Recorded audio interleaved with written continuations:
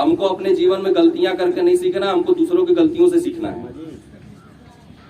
हमको ये नहीं करना है कि नहीं भैया मैं जाऊंगा उस पर चढ़ूंगा, चढ़ के गिरूंगा तब मुझे पता चलेगा नहीं मैं उस पर चढ़ने के बाद गिर सकता हूँ। नहीं, हमको चढ़ के नहीं देखना उस पर, हमको दूसरों से देखना कि दूसरा चढ़ेगा तो गिरेगा, तो हमको उस पर चढ़ने की जरूरत नहीं है। ठीक, उस पर चढ़ने की जरूरत नहीं है। ठीक है, तो एक थोड़ा सा इमोशनल टाइप का एक चीज आप लोग को थोड़ा करना चाहेंगे। जितने भी यहाँ पे पिता लोग होंगे, किसी के बेटे होंगे, किसी के बाप होंगे, उनको थोड़ा सा इमोशनल करने के लिए एक बात कहना चाहूंगा कि आप लोग यहाँ पे काम कर रहे हैं तो मन से तन से लग के करिए। आप लोग छुट्टियों पे जाते हैं, छुट्टियां कम से कम लेने की कोशिश करिए, क्योंकि हम लोग कमाते किसके लिए हैं, किसके लिए कमाते हैं, क्या आप लोग बता सकते हैं? हमको नहीं लगता कि यहाँ पे जितने लोग हैं कोई अपने लिए कमा रहा होगा। सब परिवार से बंधा हुआ है, कोई अपने माता पिता के लिए कमा रहा है, कोई बाल बच्चों के लिए कमा रहा है। छुट्टी पे जाएंगे तो फिर क्या फायदा है? छुट्टियों को कम से कम करिए, ठीक है, छुट्टियों को कम से कम करिए और आगे बढ़ने की कोशिश करिए। सेम वही मैं बताना चाह रहा था कि एक लड़की होती है, एक छोटी बच्ची होती है, आप लोग को पता होगा छोटी बच्ची है, सबके घरों में लगभग बच्चियां होंगी छोटी बच्ची। वो बच्ची स्कूल में पढ़ती है, जब वो देखती है कि मैं एक सरकारी स्कूल में पढ़ रही हूँ, जैसा कि अभी हम लोग गेस्ट हाउस पे थे जहाँ पे आनंद नगर फरिंदा में, वहां पे राइट साइड में सरकारी स्कूल था और लेफ्ट साइड में बहुत बड़ा विधायक का पीएसएम कॉलेज, आप लोगों ने देखा होगा। वो विधायक का प्राइवेट स्कूल है और ये सरकारी स्कूल है। इसमें गरीबों के बच्चे पढ़ते हैं, उसमें थोड़ा हाई फाई के लोगों के बच्चे पढ़ते हैं।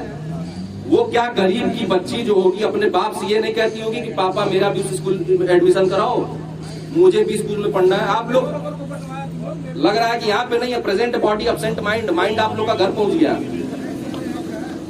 कृपया आप लोग अपने यहाँ मौजूदगी का परिचय दें। एक तो राहत इंदौरी कौन थे, उनका एक शेर था, मेरी कविता सुने बिना जो बीच में उठ के जाए, मेरी कविता सुने बिना जो बीच में उठ के जाए, राम करे वो अपने घर में घुसा पड़ोसी पाए। अभी मन आपका इधर उधर हो रहा है, क्या समझे? तो आप लोग कृपया यहीं पे मौजूद रहे, अभी गाना सुनाता हूँ, सब सुनाऊंगा। तो कहने का सेंस ये है, देखिए स्टेज पे आते हैं लोग तो थोड़ा सा हेजिटेशन होता है हर इंसान को, लेकिन अभी मैंने बोला कि मौका बार बार नहीं मिलता है। 26 जनवरी फिर आएगा क्या? नहीं। फिर 26 जनवरी आएगा, मैं रहूंगा क्या, आप रहेंगे क्या? कोई क्लियर है? जब भी मौका मिले उस मौके को ग्रहण कर लेना चाहिए। अभी मैं थोड़ा सा बोलने आया था, लेकिन धीरे धीरे बोलते रहेगा। अभी मुझे 1 घंटा बोलना रहे तो मैं खड़ा होकर बोल लूंगा, मुझे कोई दिक्कत नहीं है। एक सिस्टम होता है ना गांव में, अभी भी होता है कि भैया तू पीछे से एक पड़ाका मार, पीछे तोर भाई खड़ा बा, बस तोर पहला पड़ाका छूटे पीछे से मारा, है ना सिस्टम।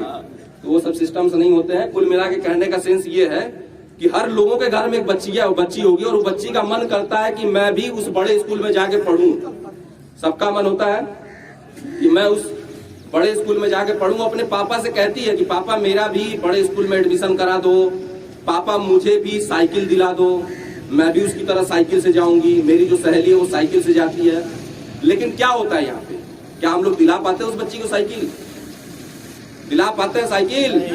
अरे भैया एनर्जी में रहो थोड़ा सा। दिला पाते हैं साइकिल?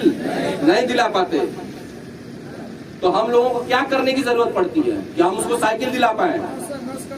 और संघर्ष करने की जरूरत, और मेहनत करने की जरूरत है। लीव को कम से कम लेने की जरूरत है, ड्यूटी को ज्यादा ज्यादा करने की जरूरत है। नहीं ले तो और बढ़िया, नहीं ले तो और बढ़िया है। हम उस बच्ची को बड़े स्कूल में एडमिशन नहीं दिलाते हैं तो हम लोग करते क्या? हम लोग अपने किस्मत को कोसते हैं कि हमारा किस्मत खराब है। कहते हैं किस्मत तो उसकी भी होती है जिसके हाथों में लकीरें नहीं, जिसकी हाथ ही नहीं होती उसकी भी किस्मत लिखी होती है। जिसका हाथ नहीं होता उसका भी किस्मत लिखा हुआ है।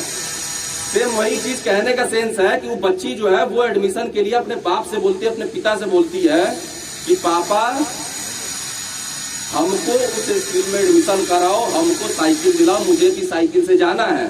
लेकिन हम साइकिल नहीं दिला पाते क्योंकि हमारी वो औकात नहीं होती है। क्लियर? अब बताइए वो बच्ची क्या उम्मीद करेगी? अब अपने बाप से वो बोलेगी कि मुझे साइकिल दिलाओ, ये दिलाओ? नहीं बोलेगी। वो अपने मन को मार को रह जाएगी। कल के डेट में थोड़ा सा वो बड़ी होगी, उस बच्ची का शादी होने वाला रहेगा, शादी होगा, हर लड़की का शादी होगा, हर लड़के का शादी होगा, वो लड़की का शादी होने वाला रहेगा। वो सोचेगी कि अब मेरा जो शादी होगा, जो मेरा हस्बैंड होगा, जिससे मेरी शादी होगी, वो मेरे सपनों को साकार करेगा, वो मेरे सपनों को पूरा करेगा। जो मेरे माँ बाप नहीं कर पाए वो मेरा हस्बैंड करेगा।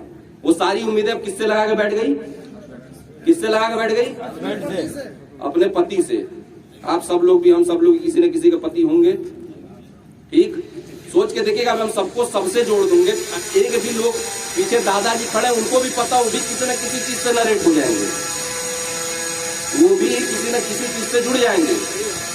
उसके बाद होता क्या है कि वो बच्ची जो है, उसकी शादी होती है, शादी होती है तो हस्बैंड भी ऐसा मिल जाता है कि वो भी उसके शौक को पूरा नहीं कर पाता है। वो कहती है मुझे भी मार्केट जाना है, मुझे भी स्कूटी दिला दो, बगल वाली पड़ोसी के घर में स्कूटी है, मुझे स्कूटी दिला दो। लेकिन उसके हस्बैंड के पास इतना पैसा नहीं होता है कि वो उसको स्कूटी दिला पाए। हो गया क्लियर? अभी भी क्लियर हो गया? नहीं हुआ? इतना नहीं होता है। फिर हम लोग आगे बढ़ते हैं। हम लोग थोड़ा सा क्या होता है, आगे बढ़ते हैं। शादी के बाद हमारे बच्चे भी होते हैं। अब हम जो है, हम ऐसे पावदान पे खड़े हो गए, हम तीसरे लेवल पे आ चुके हैं। मतलब पहले बच्चे थे, फिर थोड़ा सा बड़े हुए, फिर उसके बाद शादी हो गई। उस लड़की का उम्मीद पहले किससे रहता है? अपने माँ बाप से रहता है, अपने माँ बाप से रहता है, फिर अपने हस्बैंड से हो जाता है, और फिर हस्बैंड को, उस वाइफ को बच्चा पैदा होता है। फिर उसकी उम्मीद जो होती है वो किससे हो जाती है? अपने बच्चों से। कि हमारा बच्चा होगा तो वो कुछ करेगा, वो IAS PCS बनेगा, वो बड़ा लेवल का नौकरी करेगा, वो किसी विभाग में CPM DPM बनेगा तो हमारे शौक को पूरा करेगा। क्लियर है? कि वो किसी डिपार्टमेंट में, वो किसी विभाग में जाके बड़ा अधिकारी बनेगा तो हम लोग के शौक को पूरा करेगा। तो अभी हम लोग कौन से पोजीशन पे खड़े हैं? अभी हम लोग बीच में पोजीशन पे खड़े हैं। हमारे ऊपर माँ बाप भी है, हमारे नीचे बाल बच्चे भी, हमारी बीवी भी है। यानी कि एक बंदा, यहाँ पे जो एक बंदा खड़ा, वो तीनों पीढ़ियों को पूरा कर सकता है। ये चीज याद रखिएगा। लड़की पैदा हुई, अपने बाप से शौक रहा, उसके बाद अपने माता, उसके बाद अपने हस्बैंड से शौक रहा, लास्ट में अपने बच्चों से शौक रहा। अभी आप किसी न किसी के बच्चे होंगे, आपकी माता पिता हो सकता है आपसे शौक को रखे होंगे, भैया ये मेरा लड़का पूरा करेगा। आपकी बीवी होगी, उसका शौक नहीं पूरा होगा, वो सोचेंगे मेरे हस्बैंड पूरा करेंगे। आपके बच्चे होंगे, वो सोचेंगे कि बाकी लोग, मेरे माँ बाप मेरे शौक को पूरा करेंगे। तो हम अभी तीसरे पावदान पे खड़े हैं। बीच वाले पावदान पे हम तीनों लोगों को देख सकते हैं। तो इसीलिए लग के काम करना है। कौन कहता है, कौन कहता है, भूल गए, कौन कहता है कि आसमान में सुराग नहीं हो सकता है? पत्थर तो तबीयत से उछालो यारो। किसी के हाथ में तालियां नहीं आया तो किसी का हाथ नहीं। कौन कहता है कि आसमान में सुराग नहीं हो सकता? एक पत्थर तो तबीयत से उछालो यारो। तो क्या हम मन से किसी काम को करेंगे तो क्या वो हम काम नहीं कर सकते हैं? कर सकते हैं कि नहीं कर सकते? तो हम लोग कौन से लेवल पे खड़े हैं? बीच वाले। हमको ऊपर भी देखना, हमको नीचे भी देखना, हमको आगे भी देखना, हमको पीछे भी देखना, हमको दाएं भी देखना, हमको बाएं भी देखना, हमको तिरछे भी देखना, हमको इधर भी तिरछे देखना। कोई कोना नहीं छोड़ना है। ठीक है? तो इसी के साथ मैं अपनी वाणी को विराम दूंगा। कौन सा गाना सुनना चाहेंगे बताएं? गाना बताइए, गाना। देशभक्ति याद नहीं हमको, देखना पड़ेगा।